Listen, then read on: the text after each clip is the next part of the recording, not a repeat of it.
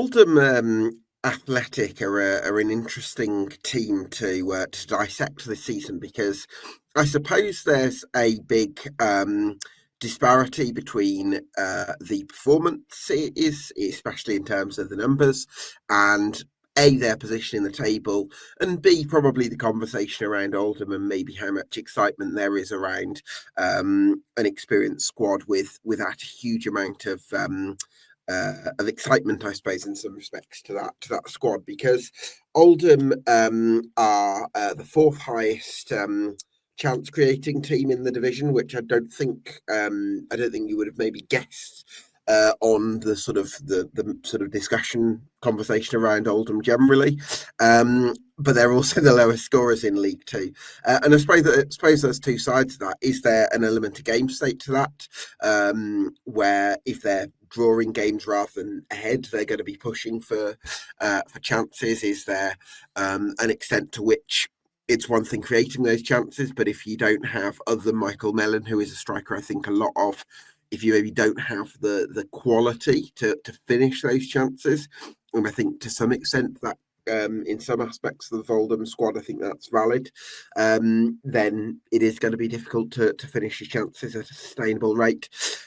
So are we looking at a team with playoff potential that maybe hasn't quite been finding their edge in front of goal, and somebody like Michael Mellon can come in and he's already got 3 to his name? Can he be that 20-goal a season man that drags Oldham towards playoff contention? Or are they a squad that a team that looks set for mid-table? Plenty to discuss then on this EFL Debate League 2 podcast. And if you like what we do here, you can do us a massive favour by getting subscribed to us on YouTube and on Spotify. Very much an Oldham focus on this evening's show.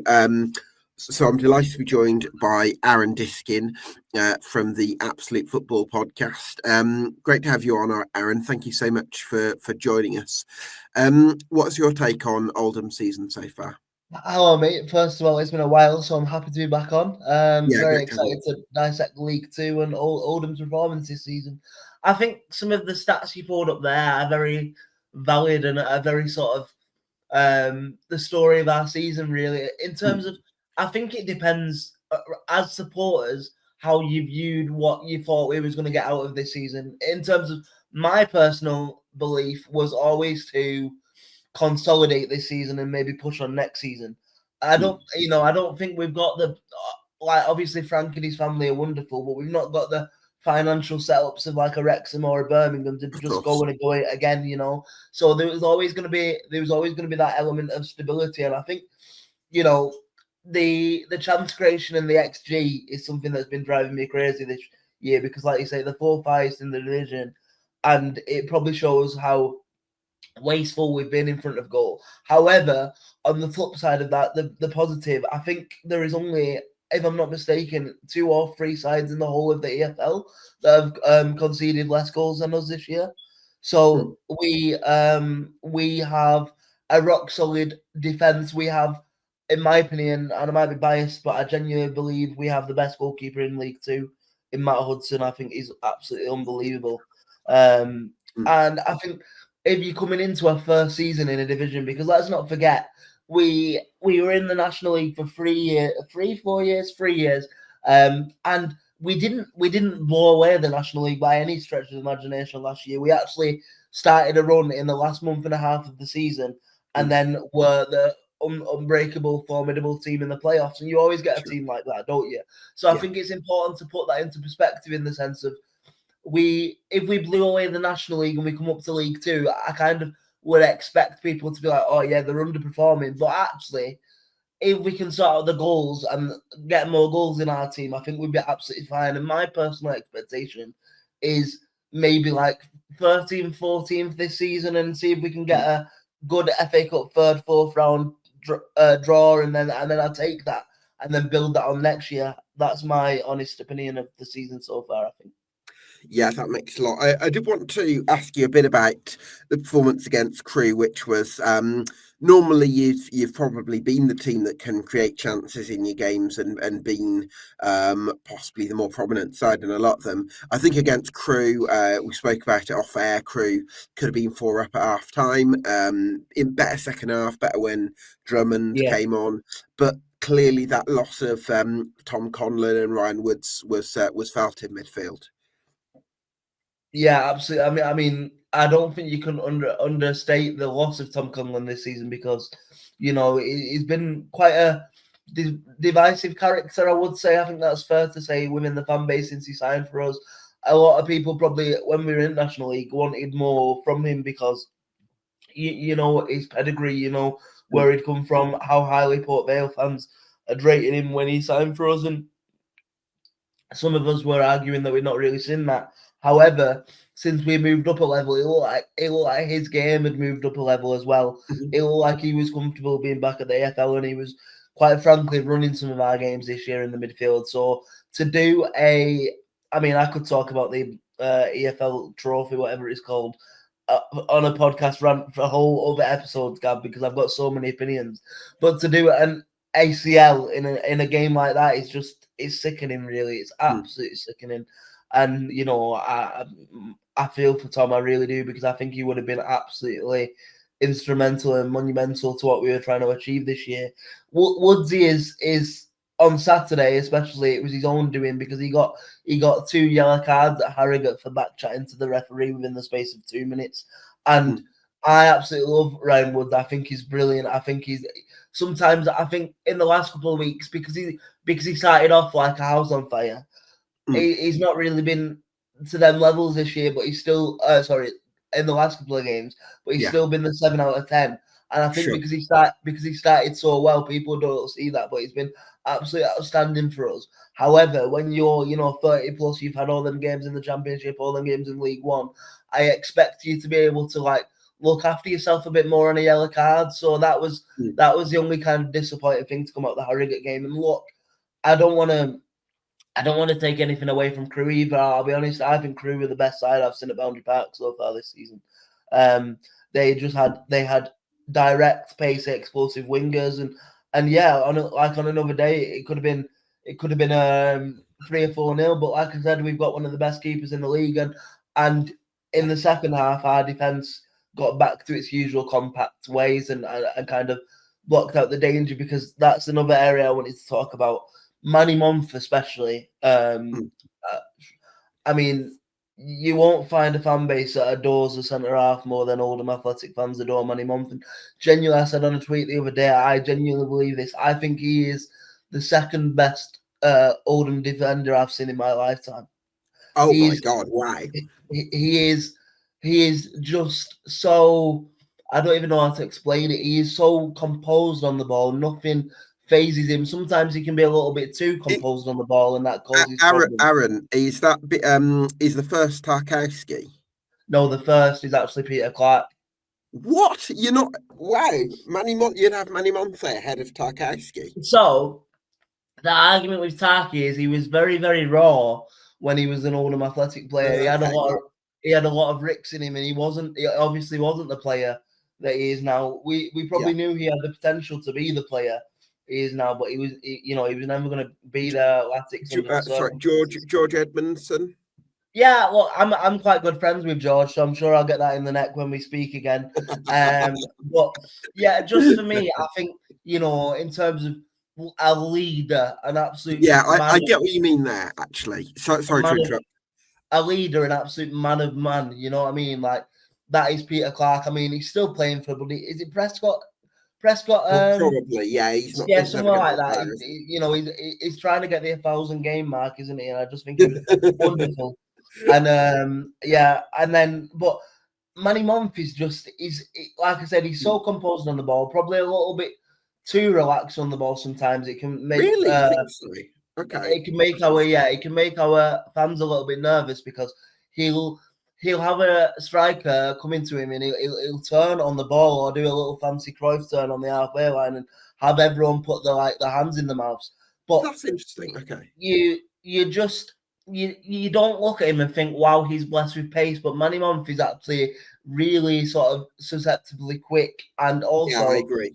if you try and go around the outside of him, you're going to end up on the floor. Do you know what I mean? Yeah, So, of course, there's been a couple of games this year where he's been caught out, but the way I say that is all of these players, if they were, absolute world beaters, unstoppable Virgil van Dijk centre halves, he certainly wouldn't be playing for League Two of for Oldham course, yeah. Athletic.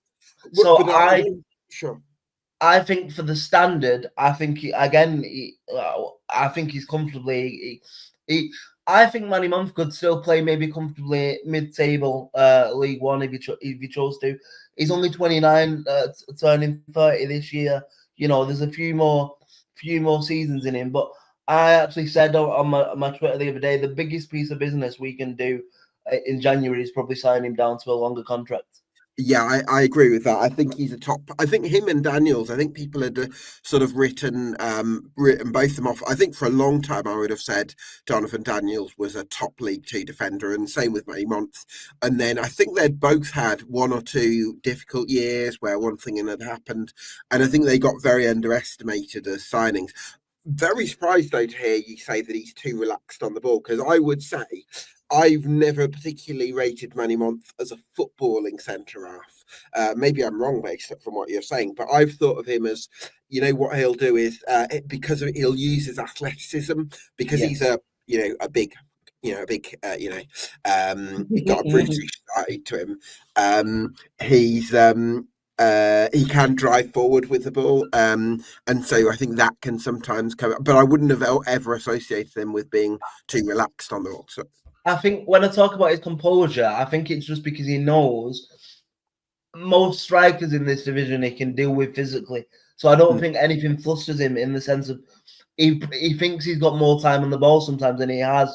And like he'll do a little turn or a little shimmy, and I'm like, oh my god, my heart's just been in my mouth. And he'll get away with it. He'll get away with it because the standard of football isn't as quick or whatever. But in higher divisions, maybe he'll get capitalized. But yeah, I think he's a wonderful, wonderful asset to the football club.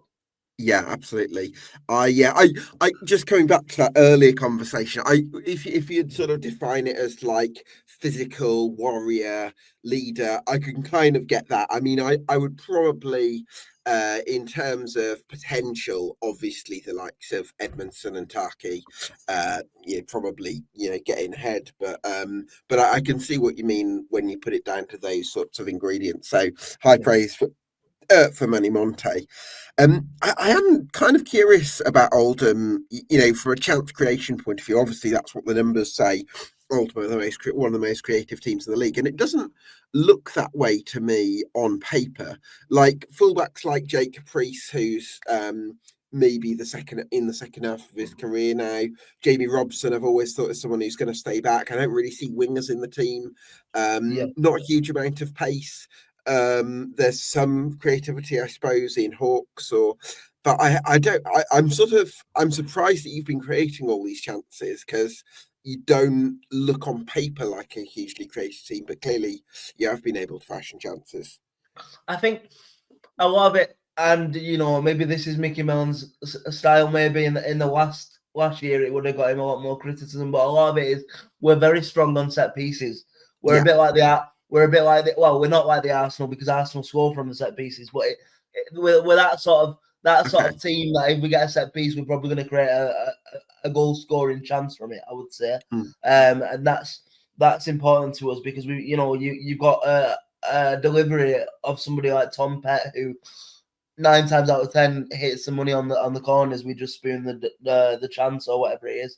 But I think it's really interesting you mentioned about wingers, because wingers is something that I have been crying out for and craving for maybe 2 or 3 seasons now with Latics. mm, I think you cannot be an old-fashioned winger that just wants to get the ball, run at a man, and cross the ball. But it seems like not just in League Two and Oldham, it seems like wingers are sort of going out of the game a little bit, in sure. the sort of sense of like the wing backs now, aren't they? That you don't have a winger, you have Mm, a wing back, and look, Jacob Priest is a really interesting one because when he's on it, but when he's not, he's quite bad. I don't know whether that's a good sort of analogy, but he can cross the ball like nobody's business, and he's got the pace to get up and down that side. But sometimes defensively he can get caught out. I think it's quite interesting actually, since he's come back from his injury, he's displaced Regan Ogle, which I find really sort of interesting on that side, because Reegs last year certainly was, a wonderful asset for us, and he can't really he can't really get a sniff. Let me just 1 second, Gab. Let me just go and see if No that worries. No worries. I'll cover. So I suppose I'm going to talk about Michael Mellon because one thing that really stood out to me about Michael is he had a spell at Morecambe in. Feel free to deal with what you need to, Aaron. I really liked him at Morecambe in the 23-24 campaign.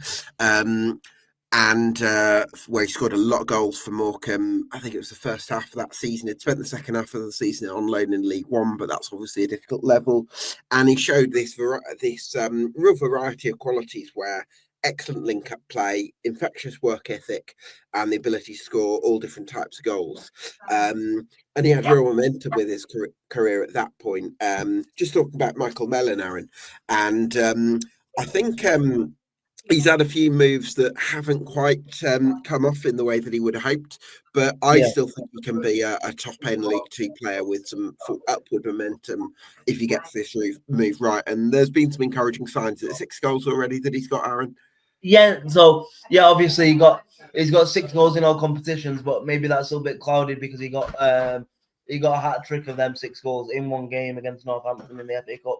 But Michael Mellon again is one that has probably divided the fan base a little bit in terms of, I almost rate the sort of the cojones on Mickey Mellon in the sense of, he knows we need the striker, and it can't be easy really pinning them hopes on number one, a young lad, but also your son, because if that goes wrong, if that goes wrong and he doesn't hit a barn door for the season, then it's going to make him look like, he's just favouring his child or whatever. However, I think if you look at Michael Mellon's career, in the last maybe 14 months, he's been very, very unlucky with some quite serious injuries, hasn't he, before he arrived on loan at Oldham. And it probably took him about 3 or 4 games to get up to speed, but technically he is a wonderful, wonderful footballer. And actually, it seems like his best strike partner so far this season, which is really surprising to me. But then I would probably say it shouldn't be surprising to me because of the experience he's got. Is Joe Garner. You can tell the more and more games that Joe Garner and Michael Mellon played together, you can tell how much tutelage Joe Garner is doing for Mellon, and they seem to have that sort of connection. And obviously, Joe Garner he's lost the pace. He's lost the sort of the things that probably aided him in his early career in the Championship. Granted, but what he hasn't lost is the dark art sort of shithousery kind of side of the game. And I have said even before the playoffs, I said Joe Garner is he's a really, really important factor of our team at the minute. And I didn't think I would be saying that at the start of the season, because he obviously, he's 36 and whatever. But I think if you forget his age and actually look at what he does on the football pitch, and like the fact that he'll put his body everywhere, he'll win them free kicks for that chance creation, and the fact that he's only on a 6-month deal as well till January shows that he's not going to earn loads of money, so it's not like a massive hit to the wage bill. So I fully expect us to extend that deal till the end of the season. And yeah, I think he's been the best strike partner for Mellon. I think Mike Fondop's an interesting one, actually, if you want to have a conversation on the strikers, because Sure. he is probably, I love Mike, but he is probably, and he'd probably be the first one to tell you, I think he's really sort of, I sort of hesitate to say the word struggled, but he's probably not been able to find his feet as quickly in League Two as we would have liked, or maybe thought he would have done, especially getting a 20-goal season in the National League the season before. So then obviously your options become a bit more limited in that regard. Kane Drummond is, hard working. He has the pace. He has the Oh, directness, and he tracks back. I But do like Kane Drummond's pace, and I could see in the game against Crewe that he did create things when he came on. But I do wonder if he's more of an impact substitute, because if you're impacting things from the bench, your fresh legs are a bigger USP than they are from the start games. yeah, And that absolutely. maybe counterbalances the fact that when he does get into goal scoring areas, he can be quite wayward. But it's enough Yeah, that you can get into those areas often enough. Maybe that makes it worth it. Whereas I think from the start of games, I don't think he's got enough productivity for this to be starting games at yeah, this level. But I think he can make I an agree. impact from the bench. I agree, definitely. I think in the last like 20, 25 minutes of a game to stretch tiring defenders' legs, I think it's really important. However, I think we're in a difficult position at the minute because the main job of a striker, you can have the most hardworking striker in the world, you can Mm, have the best tracking back striker in the world, but if they're not putting the ball under the net, they're going to get scrutinised, and mm. that's the problem we've got a bit at the minute, in the sense of we're not getting enough goals from the forward players. I think we're just managing to sort of, I wouldn't even say hide that, because like you say, the transgression is there, but because our defense is so solid, I think Mm, that's what's picking us up points to keep us away from the drop zones at the minute, and that mm. sort of danger. But obviously, in January, I'd imagine that is an area that Mickey Mellon and his team is going to be looking at I, strengthening one way yeah, or another. I think, Aaron, you've got five strikers, and I only think one of them is good enough at this stage of their career for this level. Would that be That would be Mellon? my Yeah, Michael Mellon, obviously. Yeah, I don't think I have an issue with Joe Garner. I hear what you're saying about his experience. I think he has certain qualities that he can bring. I don't think he's got enough. You look at the first half against Crewe and how low your line of engagement was, no pressure against the ball. I think that comes from the strikers. I think Mellon has the physicality to do that. I don't think Joe Garner does at yeah, 36 to the intensity required. So I think it's a must to sign the right centre forward, the right partner for Michael Mellon in January, because I think you yeah. need your centre forwards to be active against the ball with the way that you play. I think it's a really interesting one, January, as well, because I don't know whether you've read reports, but there's plenty of reports out there for you to read that a lot of League One sides are sniffing around Matt Hudson for quite a substantial amount of money. Mm, Um, Obviously, I won't go into the reported figures, but you can read it, and it would be a substantial amount of money for us as a football club and the level. So I think that's kind of an interesting one in terms of if them offers do come. Obviously, we're not, because of Frank and his family and the way we're run now. We don't have to sell anymore. For years, we were a selling club, but we don't have to sell if we don't want to. But if somebody comes in with almost an offer you can't refuse, then of course. I could see us taking that money and reinvesting it elsewhere. Yeah, Um, so that'll be a really interesting one as well. With Mellon as well, I think that's an interesting one in itself, because he starts to bag like regular from now till January, we might struggle to keep hold of him in the sense of, I might be wrong, but I'm pretty sure his contract is out in the summer at Burnley. So yeah, I believe if all goes well, he'll be who we'll probably try and get on a free in the summer anyway, yeah, and that will be the deal that we try and make in that regard. But I just think it all kind of comes down to what sort of finances are available and what is available on the market come January. But one thing I yeah. would like us to do in January is use the loan market a little bit more, because Oldham Mm, in the last couple of years, especially in the strike, I know things change, but in the striking areas, the last time we were in the EFL, we got Callum Lang and Sam Sturridge on loan. oof, Whereas this year we've kind of built our squad on our own players and players that are mm, contracted, and I like that because it puts us in this sort of place to control our own squad, and nobody's going to be going in January. That's a good thing. true. However, like there could be like a 19-year-old kid from like a mid-table Premier League or a Championship side there that is really worth taking a risk on the loan market that Mm, could elevate our season. So yeah, I think it's a really interesting one, the striker situation, and we'll just have to yeah. play it by ear and see what happens. I did want to ask you about that, Aaron, in terms of the financial situation of the club, because my understanding of things is that although you've massively stabilised under Frank Rothwell, and there's much more of a sense of the essence of Oldham is back, and I think that's an absolutely wonderful thing. It also feels like the club remains limited in some areas as to what it's able to do, and there is very much a kind of a Dunkirk spirit, if you like, of everyone trying to chip in and help each other, Yeah. and it's maybe not quite reached that a next level in terms of as a sort of day-to-day operation. So yeah, I do get the impression that Frank Rothwell has put a lot of his own money in, but actually there are limitations as to what he's able to do with it.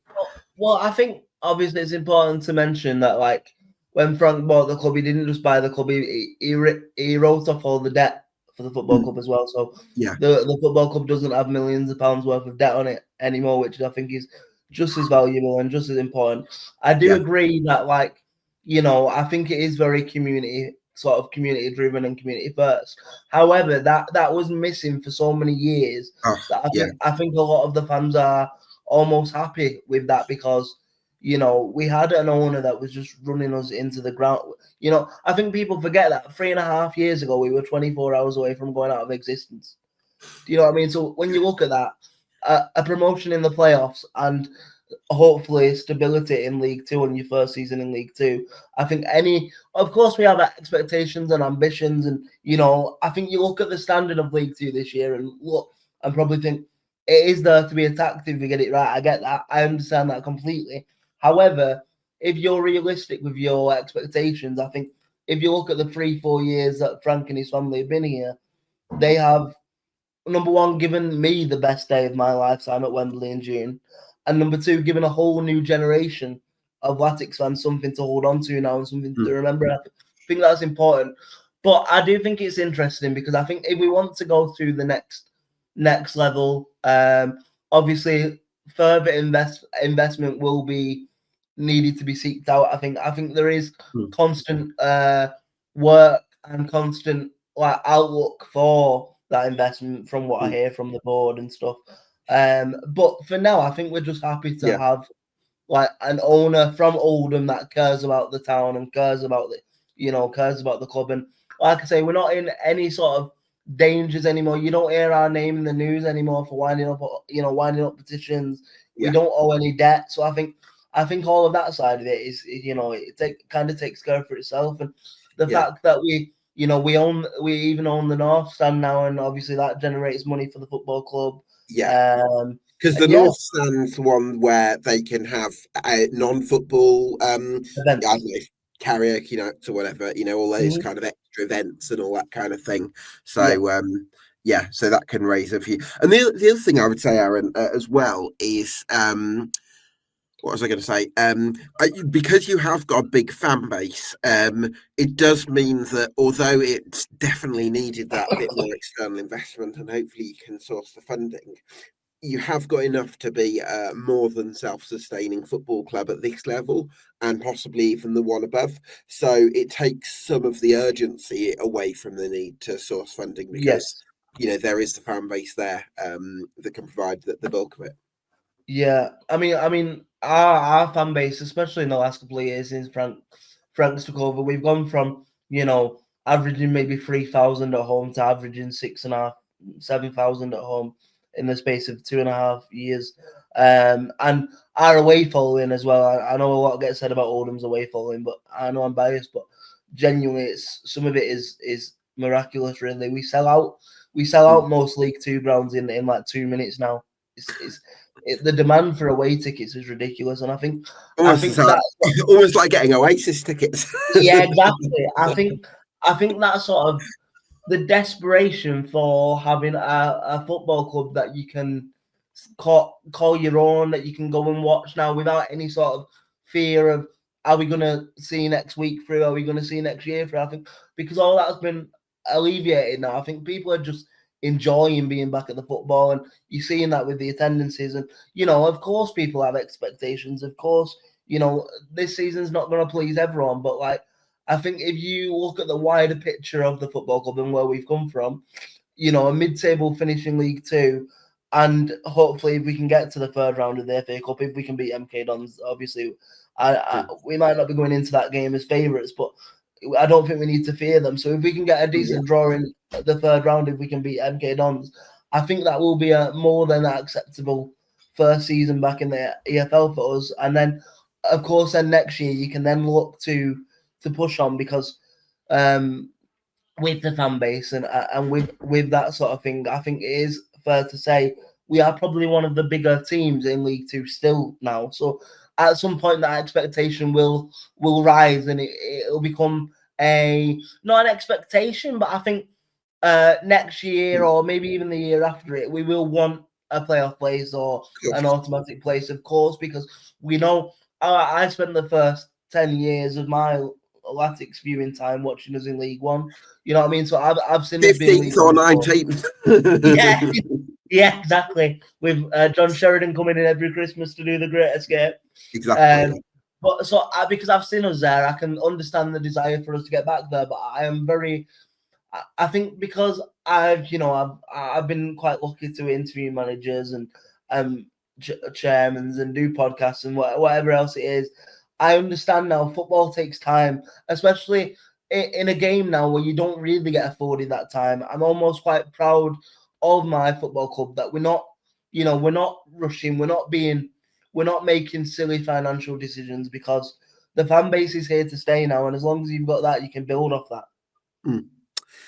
At the same time, I mean, I think Mickey Mellon's done a great job for you, getting you promoted from the National League off the back of a really difficult set of circumstances. So I've got lots of admiration for Mickey and everything he's achieved in football, won lots of promotions.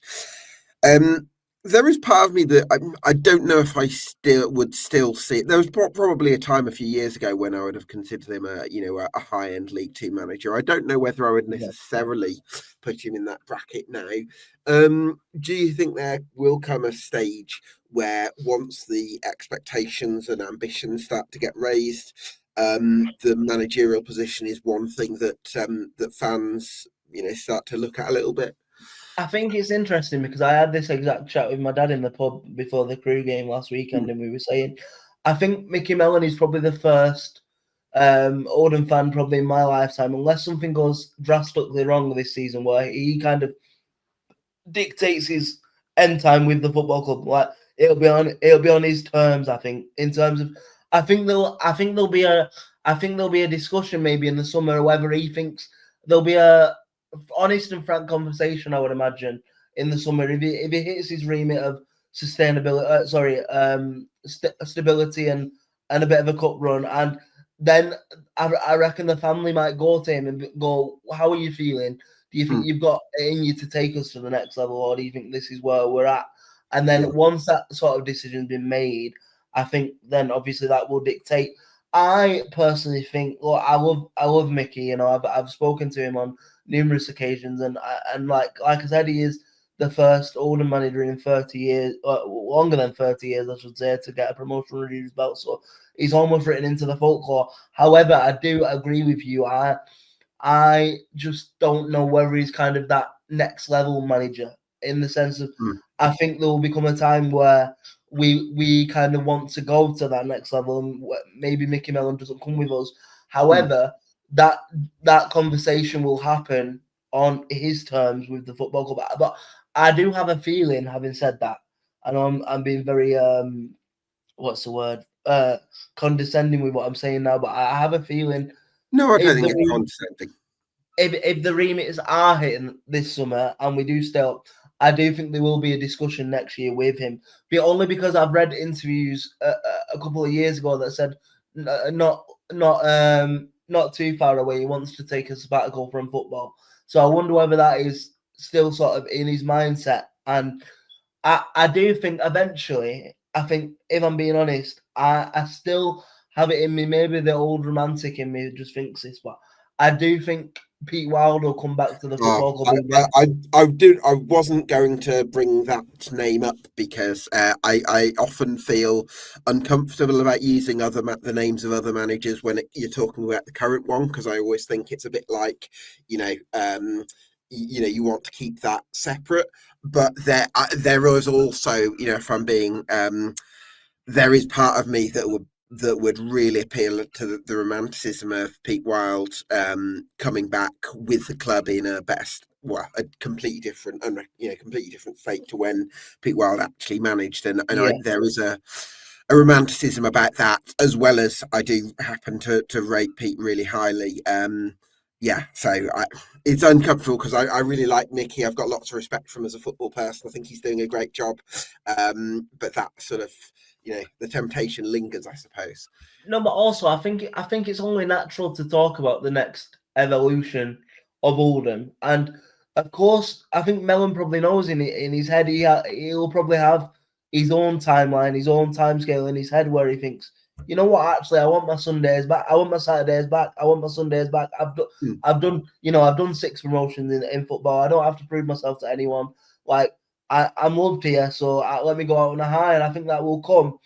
And I just feel like, obviously, if it is going to be wild, it has to align with whatever happens with him in Fleetwood, because I know, he's doing a decent job at Fleetwood at the minute, isn't he? So Yeah, obviously it has to align, but I just think in terms of, giving a manager a second chance, like you just said, on a fair foundation, and Pete Wild still goes to Oldham away games. I've seen him in the away end a couple of times this year. You know what I mean? So he's an Oldham fan. He loves the club. He was at Wembley. He was at Covent Gardens with us all, with beers in his hand, on the 1st of June and whatever it was. So it makes so much sense, but I think everything has to align, and it has to be on the two people currently in that conversation. It has to be on their sort of terms, of and course. Yeah, everyone has to be comfortable with that. yeah, absolutely.